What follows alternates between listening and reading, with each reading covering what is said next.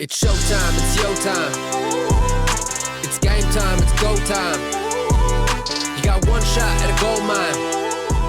If you're not taking time out of your day to learn about Black history, are you really happy it's Black History Month? Nope. Let's elaborate on that. Exactly. Like, there's always something new to learn. Like, in the process of research for this podcast, I found out there was a Black national anthem.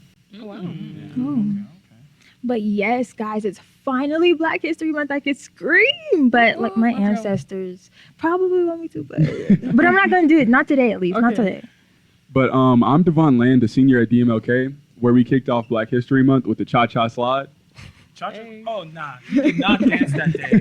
You standing to the side, did nothing. Look, my rhythm, y'all started turning, and my rhythm got off, so I just stepped out. I feel it. All right, then. Hey, it's Obina Chris Galata here. I'm a senior at DMLK. I'm Jaleesa Cooper, senior at East High School. You know, hey, Lolo. I'm Mackenzie Lamont. I'm a senior at East High School, too. What up? It's Deanna. I'm a senior at Montbello High School. And I'm Justine Tipton, class of 2025, repping Warriors Pride. Let's go. I'm very excited to hear from you guys. I think this will be a chance we can hear different perspectives about the topics we're going to discuss. So let's get into it. I'm going to ask the first question. So what does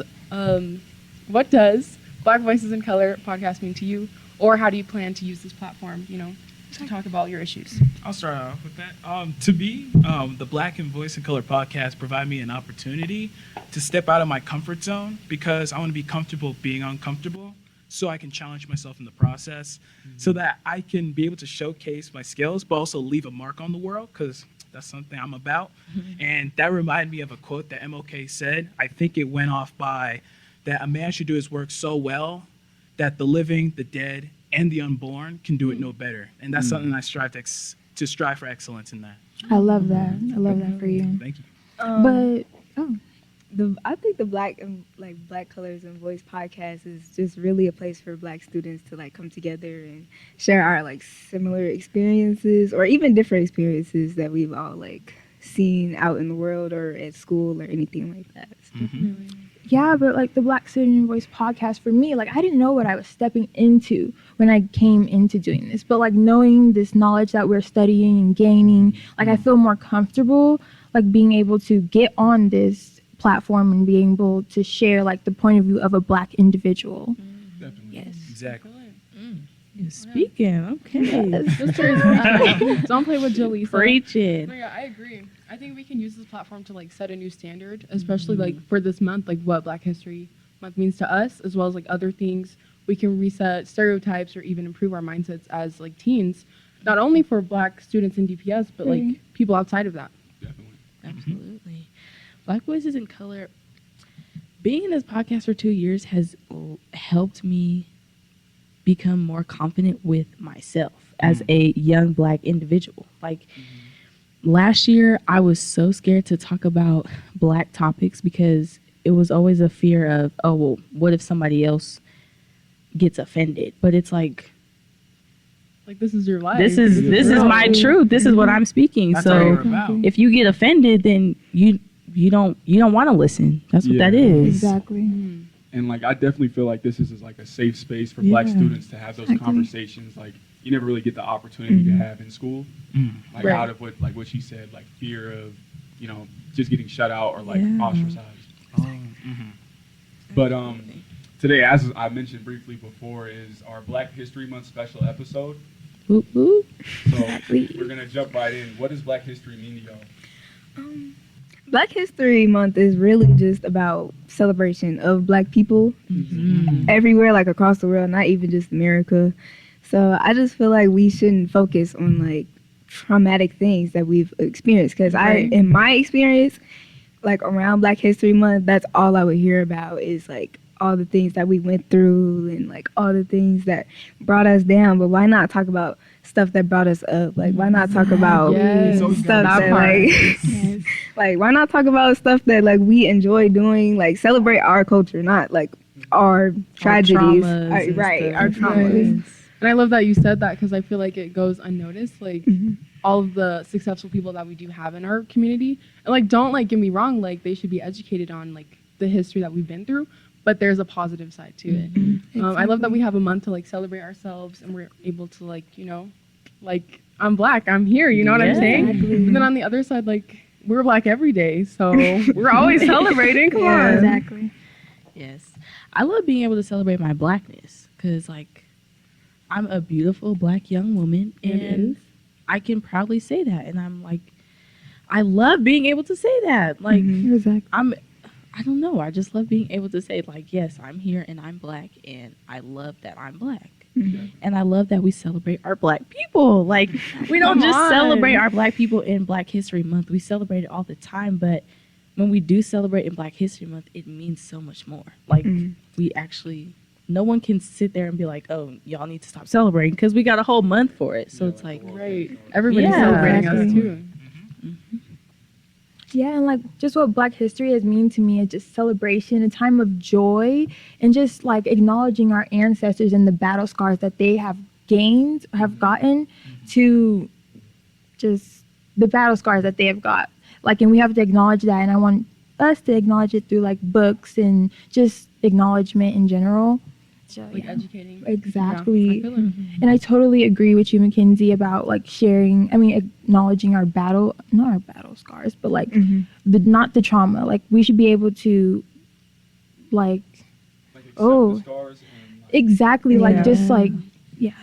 Like, I'm trying to say something. I'll come back for to us it. get to where we are. Exactly. I'll come back to it because She's I cooking. definitely have Yeah. something more, something more to say.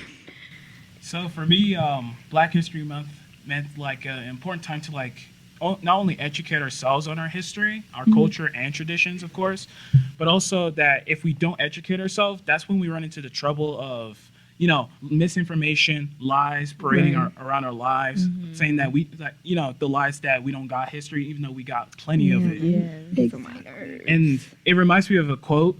I'm saying a lot of quotes today. I love that. Exactly. But it reminds me of this quote that by the time the truth has put on its shoes, the lie has already made it across the world.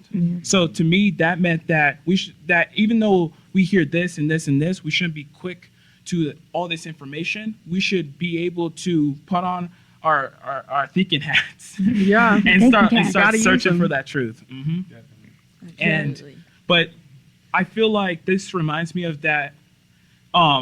Something I read in class is that in most Black families, there's a lack of a father in the household, a fatherless pandemic, if you want to call it. And I'll make the connection, but due to the child not having a father, they lack that fatherly experience that cannot be replicated elsewhere. So the child has to go somewhere else, like school maybe, to look for that fatherly figure. Right. The same thing applies in the some families, Black families in the U.S. that some families, Black history is not being taught in there.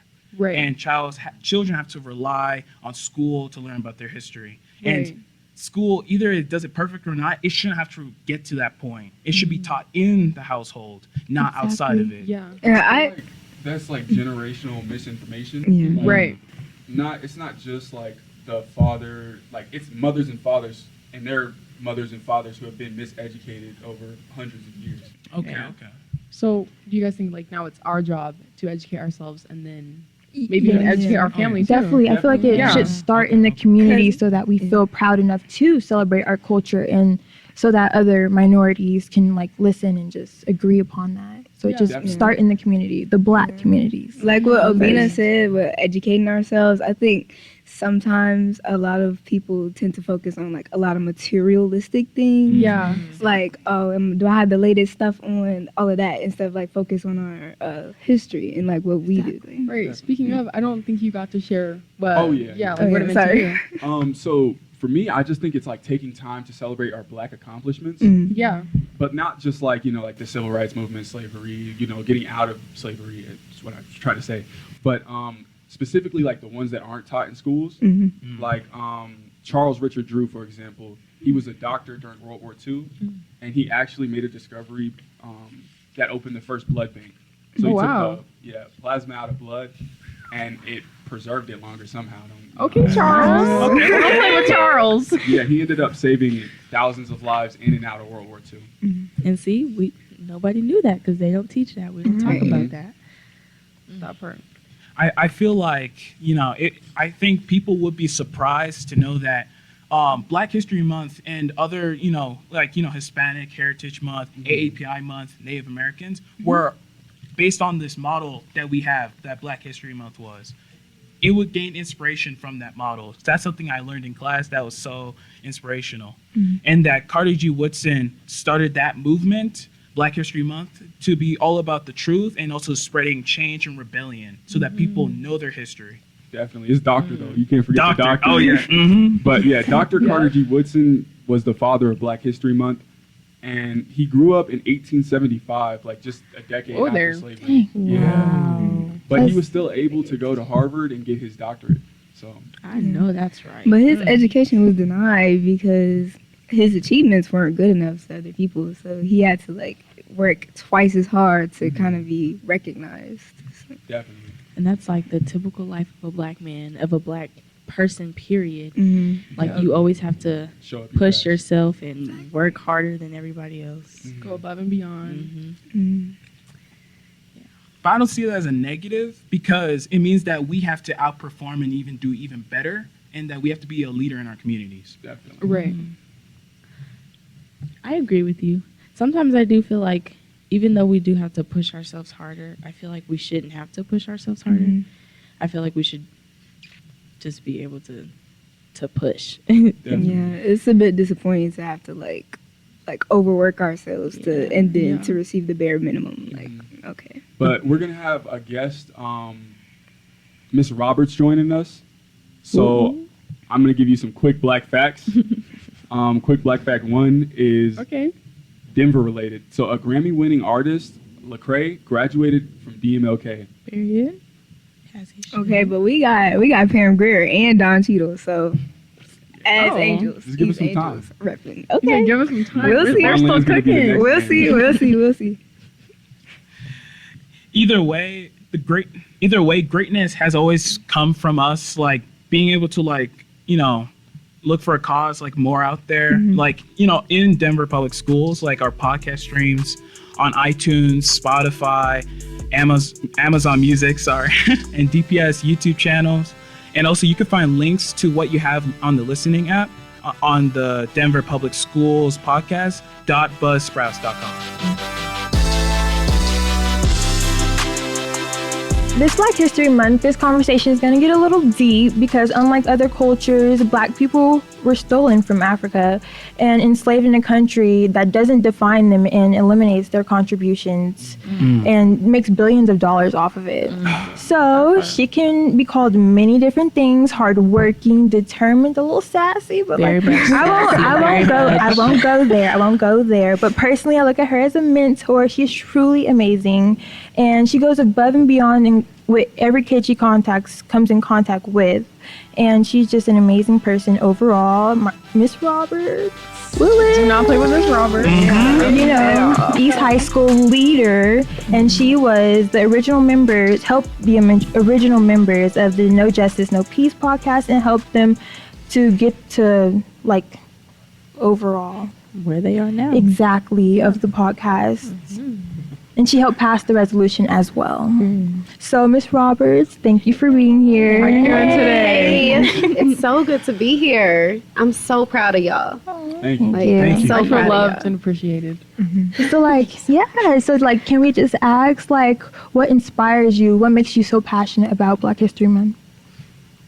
I would say not knowing my own history before entering into the world, right? Like once you hit a certain age, the world becomes super unforgiving.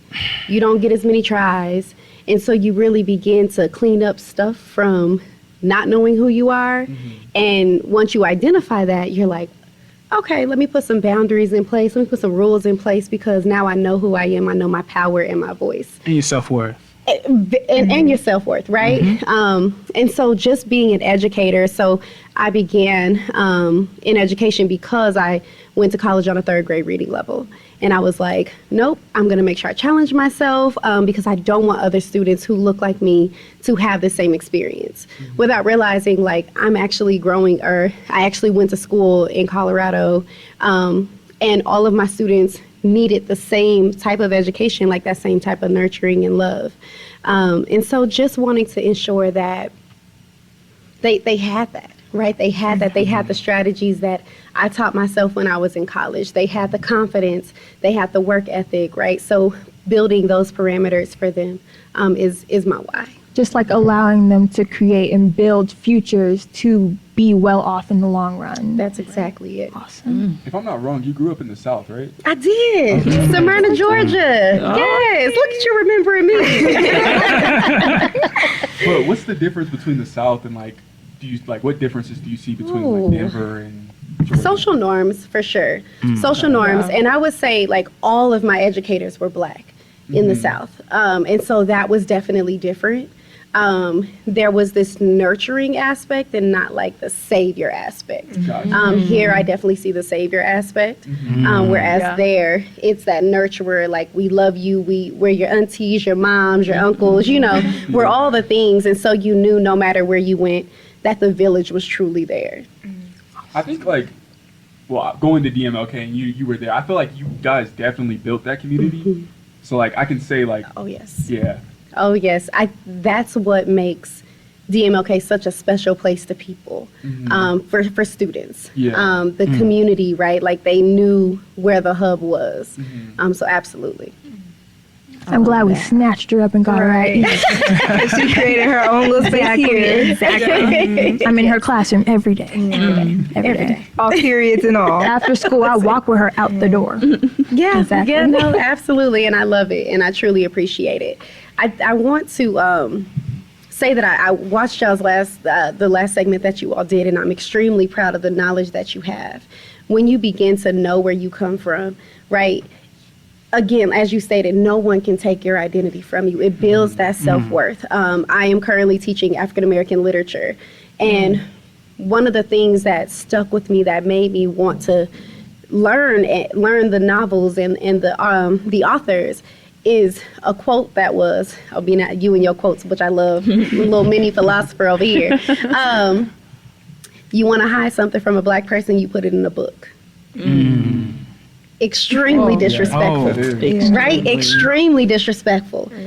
But when we read, we don't understand what we're reading for. We read to do a task. We skim and scan, right? And so it's important that we find a book that sits with us. It's important that we find like a list of novels that we can add to our book list, right? Like I remember at DMLK, teachers were required to have their books that they've read outside of their classrooms, and I was like, oh.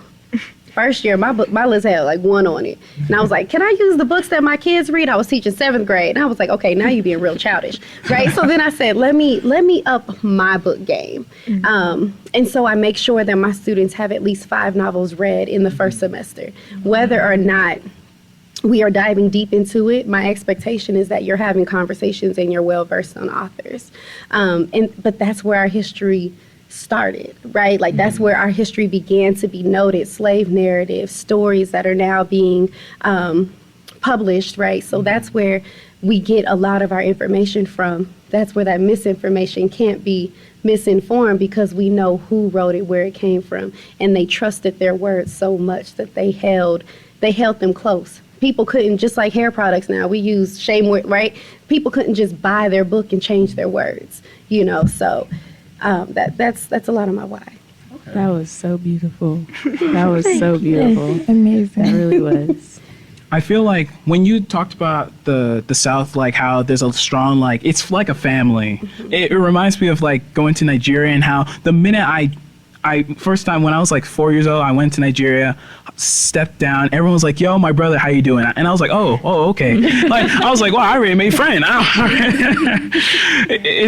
I feel like it's so amazing that all the worries, like, I don't know these people, I don't know who they are. And then immediately, yo, you're part of the family now. Yeah. Like, it's powerful. And I feel like that's something that you just won't know until you experience that.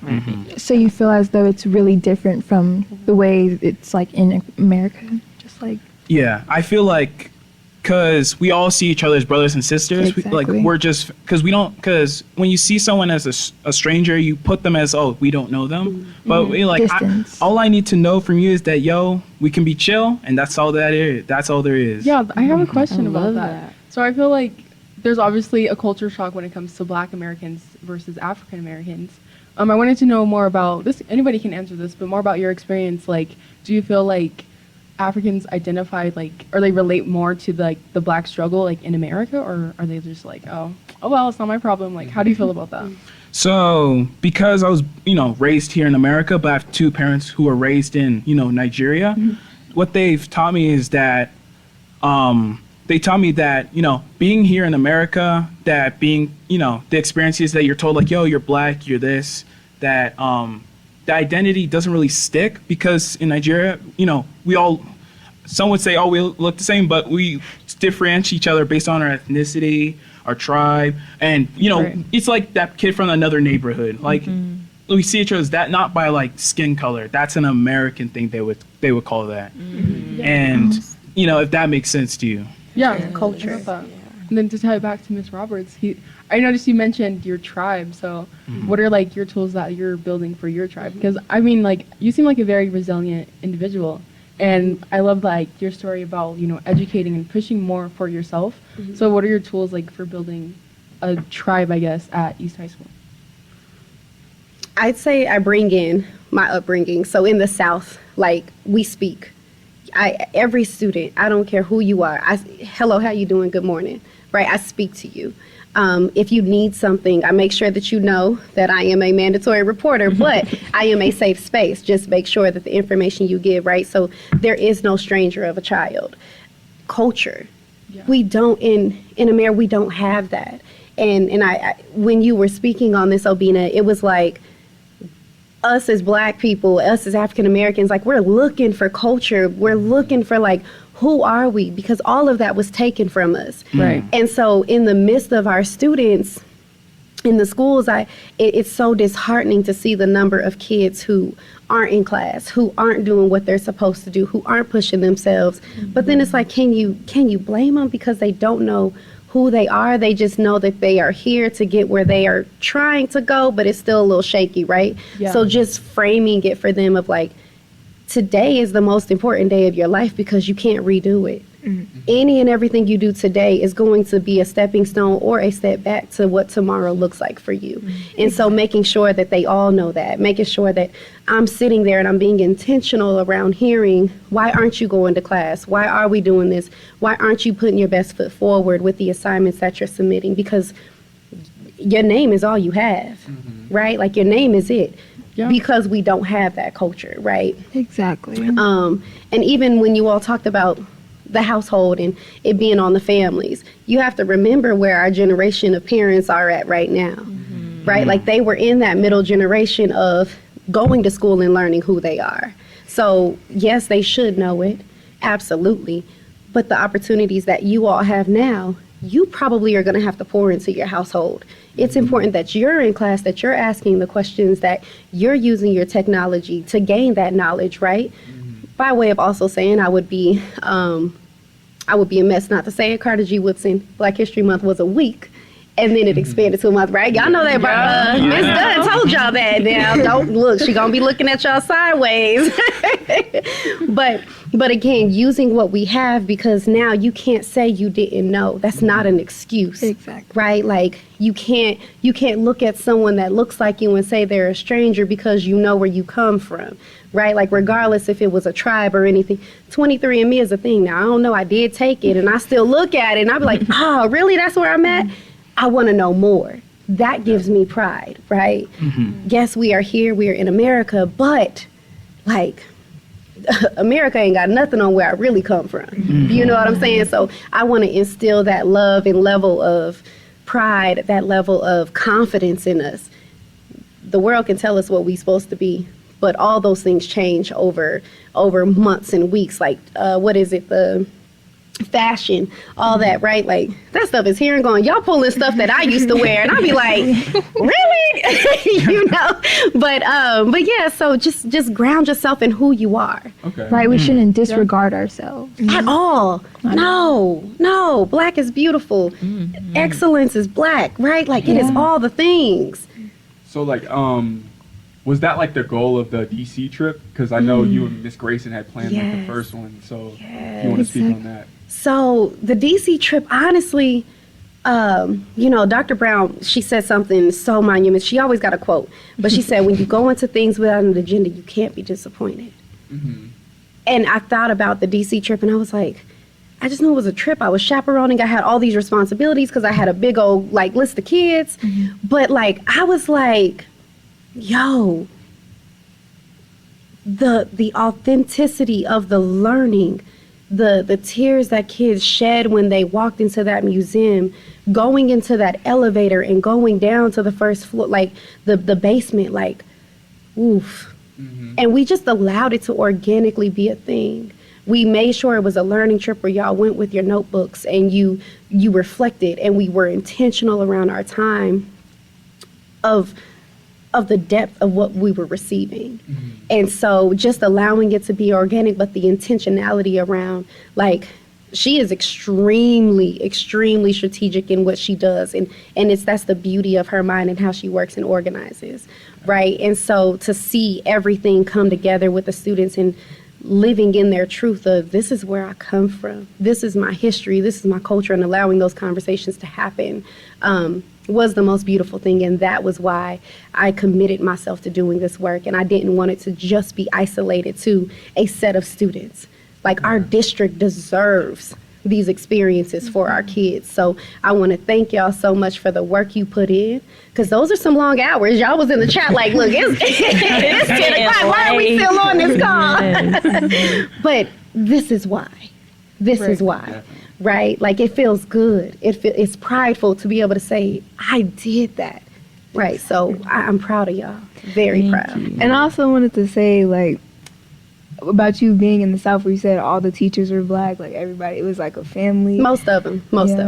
But I like never realized how I was taking like my teachers for granted, because when I was growing up, all my teachers were Black too. But then I came out here and I was like, wow, it's very different. Like, this is a very different experience. But you only know what you know. Yeah. But it's just saying, like, when I met you, I was like, wow, like, this is like the only Black teacher that I've had that's like really about me too. Because every other Black teacher I've had, like, I've appreciated them, but they weren't like, oh, I'm gonna ride with you kind of person. And they weren't like, I'm gonna make sure you succeed too. So I just like really appreciate that about you. Thank you, Ms. Roberts, for being here. Of course. Thank you for having me. Stay tuned, everybody, for our next segment where we talk about our beautiful culture. It's not a surprise that, Black culture has, had a big impact on music today that we listen to, giving birth to various genres like blues, jazz. I even heard that rock was highly inspired by our culture, which I think is really cool, because I can get down with some rock music, you know what I mean? I feel like Afrobeat is definitely on the rise. Like, I don't know. I be jamming to Afrobeats. I don't know about y'all. I love Afrobeat. I started listening to Rema. Yeah, he's really good. He's up there. Getting on the A-list. I don't know. Like, give me like a glimpse of what you're talking. Afrobeats. So are we like referring to Rema, Burna Boy, WizKid? There's a few other people. I've heard of that, but I must be living under a rock, because I did not understand none of them names. Oh yeah, none of them. Well, not even Burna Boy. No, WizKid I have heard, but the other ones I'm just like. Really? Just side-eyeing, like, yeah, exactly. Sure. We're gonna have to fix that later. Right. Exactly. Put me on. But my favorite Send still you a rap. I don't playlist. think anything tops that. Rap? Yeah. Okay. I feel like R&B. I don't know. R&B, exactly. I don't know. Let's get into it. I don't know. See, my sisters, they play too much of that. Okay. Oh, I like a see. mix. Not too much like slow down, but like I like to, speed it up a bit. Right, Like turn it up, playlist. you know what I mean? All I over like the neo place. soul. Yeah. Yeah, Soul. neo I soul. love. Oh my gosh, guys! I went to a Lauryn Hill concert, and it healed my soul. Like, she is like, oh my gosh. Yeah, I feel was at Erykah Badu concert. Oh I felt my that way too. gosh. Yeah. It's Felt such that a way too. like It's so soul nice. healing experience. Yeah. You see, I feel like this is what we're missing in like Black History Month, classes or quick slide presentations, like the beautiful people that are like making music or making art. Like, I think that's a time like we can really Exactly. address it. Our beautiful culture. Yes, beautiful Yes. culture. Beautiful culture. Unintended. Because if you think about it, people who are like just learning about their culture, imagine you see like a black and white screen of MLK, Martin Right. Luther King, Rosa Parks. Hey, next year, Martin Luther King. Right, like where's it's the always the music? same people. Like, I'm like, no, don't get me wrong. Like, they're great leaders, but there's also Exactly. people alongside them that got them to where they Yeah. were. You know what I mean? or even just like radio shows like this, Right. and like those were big back during the civil rights movement, and it, you know, got people together. Yeah.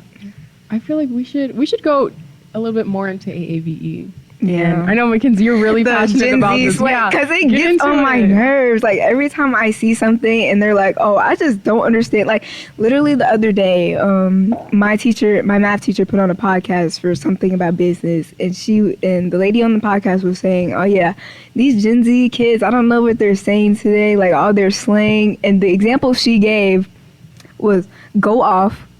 It's giving. What? That eats. Like, my really? Where did they come up with that? Like, as soon as she said that, I was like, I just had to put my head down because I was like, I'm not even finna do that to y'all today. But hey, just know that's not no Gen Z slang. Right. That's I don't even feel like African American vernacular English. Let's get it Yes, correct. thank you. Let's It's get it not correct. even slang. Like, it's not like Right. we talk like this to have fun. Like, this is how we talk. This is Right. who we are. Exactly. And I hate that it's starting to get hated on too. They're saying that it's annoying and all of that, and I'm like, that's because people are overusing it and they They're don't not know using how it to use it. right. They don't know how to use it, and it's just Yes. like it's so infuriating. You gotta put that into it. You know? Exactly, We we have feel it naturally. So comfortable. how do We have reciprocate? right. Like, you don't gotta say it every sentence. You don't gotta say, oh, that eats every sentence. You don't have to say slay. Like, when they're just like slay randomly, I'm like, please be serious right now. Yeah. Please be so serious right now. This slaps. Like, who says that? Like, oh, Who this says food that? is bussing. This food is bussing. Like that one. Busting Yeah. averages. You're Not finna, it. I'm finna cry right now. Right, you can be That comfortable. reminds me, like, I was at work one time calling orders. Yes, I work at McDonald's. Yay. Yay. Make the money. Get your bag. Of course. Get that bag. So I was calling orders, and then this guy came. He's like, "Oh, this is my food." He got a 20-piece nugget. Yeah, that's okay, I guess. And he was like, "Yo, this is gas." I'm like, "You're from Ohio. You don't know nothing about gas." Like, Yes. respectfully. You're from Saying that Ohio. McDonald's Ohio, food is though. gas. Oh my goodness. No, but I remember I was looking at our notes when we were, coming up with this amazing episode we're, in the process of doing right now. And then I saw something that you said. You were saying how the lack of education about Black history is why people feel like we're gatekeeping our culture when we try to claim it. You know what I mean? Definitely. I thought that was really interesting. Do you Like, want to I do elaborate on feel that? like when you bring up Black history, like, people only know the bad stuff, so it feels like we're complaining or like, Yeah. Right. Yeah. and I don't like other cultures don't know how to appreciate our culture because we went through so much suffrage. Right. So it automatically feels like an attack when we're talking, like, even just to a white person about our history. Right. Right. So, like, it's easy for them to Yeah. feel vilified and like, Yeah. Yeah, and then they say we're like victimizing ourselves. Like Like, how no, are we we're just victimizing ourselves? we're stating what we went through, and you need to Right. understand It's that that's factual. Like, a part it's of us. You don't understand that. So, Yeah. yeah, I feel like Black culture is now seen as American culture. Yes, it's pop because, culture. like, Thank you. you know what I Thank mean? you. Let's actually talk about that. Let's do it. Let's talk about it. I feel like, oh my gosh. Get into it, Tiana. I'm ready. I just feel like Black culture was from the roots. And now that, like, our newer generation, we're so comfortable with our culture now that different cultures that are not Black cultures think it's Like, it's a problem. it's no Like, not they're a comfortable problem, with our but they're culture, too? comfortable with doing it Yeah. as well. Like, Right. if I'm wearing box braids or have my hair in locks or whatever, why do you think that it's okay to be in box braids? Do you as know why, well? though? I know why. Tell Because me. they grew up around Black people, you guys. It's But not it's their not fault. even only that. Come on, They'll no. just True. see it on TV. and be Right. Like, oh, Exactly. that's But- cute. I want to do that. I think the only problem with that is because when people often like join our culture, they don't join the people. Like, Yeah, so that they part. want to take our culture but not stand Stand with the Yes. people. Right. Us alongside us. Right, even though they were discriminating and we couldn't wear it at jobs, which is why I met the lady, I forget her first name, but her last name's Harriet, and she passed the Crown Act so that we can feel comfortable with filling and going into a job to get the job while we still look the part and comfortable in our own skin. Right. We still have our protective style and we're ready Exactly. to go. Like, why can't I just do the work looking like this? Right. Right. Yeah, and I was thinking about the Crown Act the other day because my friend was telling me how his dad said that if you have like long hair as a Black man, you probably like you can't get a job or you won't have like good job opportunities. Pardon like me? Yeah, I was like, what do you mean? Long hair. I was like, what do you mean? Devon, I guess you have to pack it up and go. Yeah, but like You can't be here. like cutting like their dreads off or like having to shave their afros off, and I just feel like, why do we That's have so to do that? Yeah. Why Right, do we have but to that's do like that? something as little as hair is getting in the way of someone doing their job. Mhm. Like imagine getting a degree in a field and you can't go to work because your hair is not right. Right. Like, it makes Like, no for sense. real. Mm. Like my hair is not bothering nobody. Like, If it's But not you- bothering me, why is Yes. it bothering you? right. I'm comfortable and you're uncomfortable. So who's in the wrong Right. here? Like who's really the problem? And it kind of goes like back to like stereotypes, because all this hate, it continues on forward, and especially if it's passed down or it's in the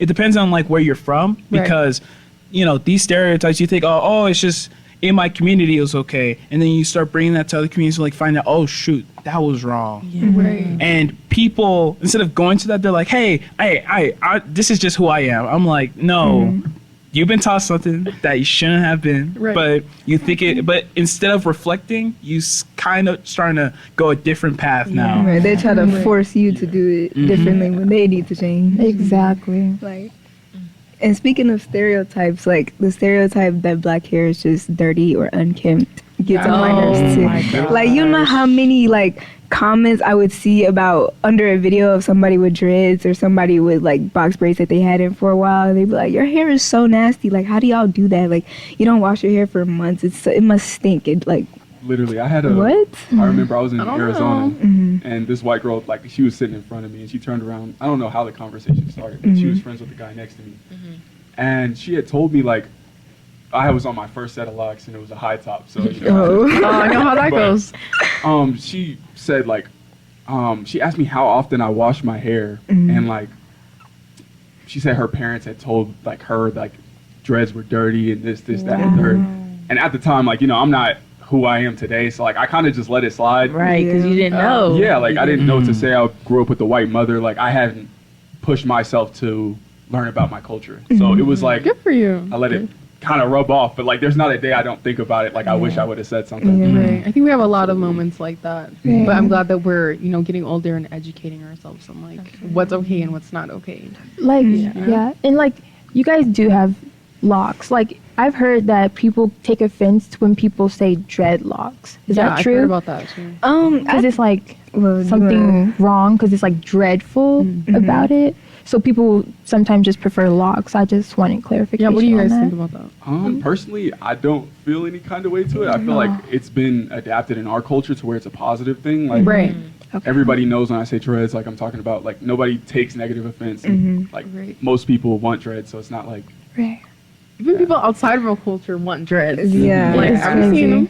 Mhm. But I don't really have a preference or anything. I say both. I say lock or dreads. Like, and I just feel like I've heard the dreadful thing too. Like my aunt used to tell me like, don't call them dreads. They're not dreadful or anything like that. I never really like when somebody would call my dreads, I'd be like, I'm not really bothered by it. Like people would be like, "Oh, I didn't mean to call them dreads." I'm like, "It's fine. Like they're locks, they're dreads." I'm sorry, I'm sorry, I'm sorry. Like, it's okay. Like it's cool.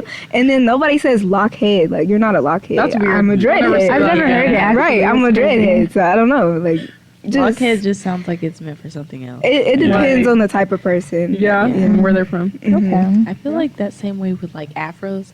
I love to wear my afro. Like that is my thing. And in middle school, it took me so long to feel comfortable wearing my fros till I moved to Colorado. Because I used to live in Texas and I used to live in California. So in California, being the only black girl at a mostly Hispanic and white school was so difficult because I didn't know anything about my culture at all. And so when I came to Colorado and I saw all these beautiful black women wearing their fros and wearing their hairs in braids and everything, and I was like, oh my gosh, like, and that's when I started educating myself, and I was like, I don't feel ashamed about wearing my fro or getting my hair done because I love it and it makes me look good and it makes me feel good to get my hair done and everything. So, Yes. Right. The saying, look good, feel good. yeah, That glow after you get your hair done, though. I know you guys feel it too. Like, Yeah, I know fresh y'all feel it haircut, too. come on, Right. don't play with it. thank you guys all for joining us today.